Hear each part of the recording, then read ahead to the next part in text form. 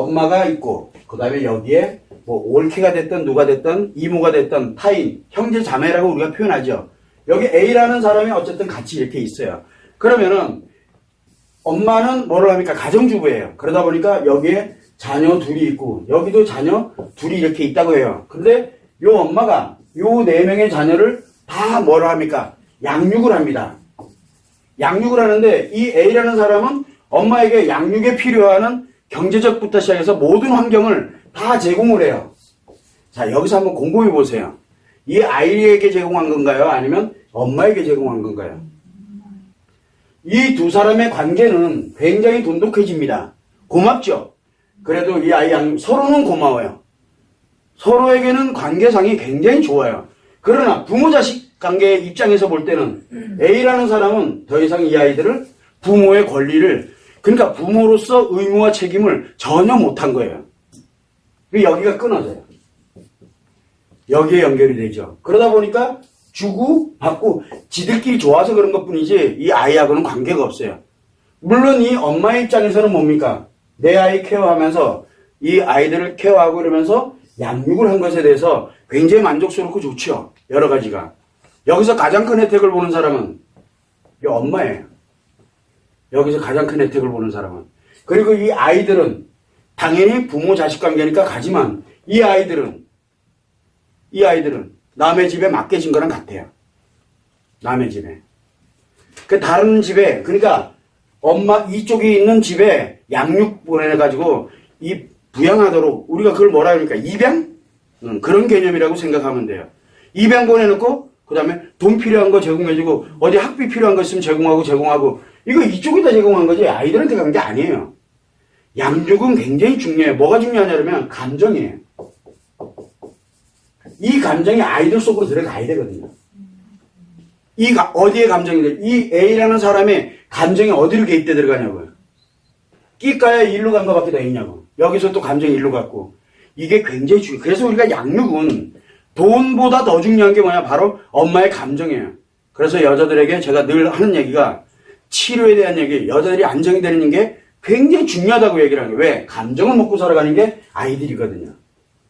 근데 그 감정이 이 A라는 사람은 이 자녀에게 감정 자체가 전달이 안 돼요. 그게 굉장히 중요한 역할을, 결국은 경제적인 가치와 그 다음에 우리가 의미에 관련된 이 감정이 상호 어떻게 보완을 할 수 있는 건지를 찾아야 되거든요. 이게 전적으로 맡겨진다 그러면은 그거는 아이들에게는 큰 치명타라고 보면 될 것 같아요. 참고로 하시면 됩니다. 또 A의 아이가 아들일 때는 그나마 피해가 덜하고 덜하죠. 여자 아이들이면 정말 치명적인. 남자는 아까 얘기를 할 때 남자 즉 아들이죠. 여기 아들 키우는 분들 계시죠. 그 다음에 여자 딸이죠. 딸은 엄마의 감정을 먹고 삽니다. 아들은 엄마의 환경을 먹고 삽니다. 환경. 이해되시나요? 여기는 감정교육을 못해요. 지 기분대로 가거든. 그래서 아이들은 아들일 때는 기분 좋은 환경만 만들어지면 잘 커요. 잘 커요. 그런데 딸은 그렇지가 않아요. 반드시 엄마의 감정을 먹고 갑니다. 그러다 보니까 엄마가 만약에 예를 들어 여기에 상처가 많으면 누가 치명타를 입어요? 딸이 치명타를 입어요. 이 감정을 그대로 딸이 가지고 가거든요. 딸이 그대로 가지고 갑니다. 성인까지 계속. 그런데 요 상처가 여기로 들어가면 남자는 어떻게 되겠어요? 아들은 스트레스. 엄마로부터 벗어나는 게 얘는 사는 길이야. 그래서 뛰쳐나가는 거예요. 왜 뛰쳐나가요? 엄마 때문에. 집이 스트레스 받는 환경이 돼버린 거예요. 그러니까 못 견뎌요. 집에서. 자기 방에 그나마도 자기 방에 꼴방에 탁 박히면 되는데 자기 방으로 박히면 되는데 문짝까지 다 뜯어버렸어. 그러면 얘는 무조건 집 나가요. 아이가 문제가 생긴 게 아니라 엄마가 문제가 생긴 거예요. 사실은. 자, 그런데 왜 아빠 얘기는 안 나오냐? 아빠는 가끔 와요. 아빠는 대체적으로.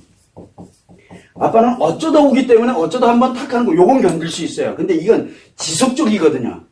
돌아버리겠는 거야.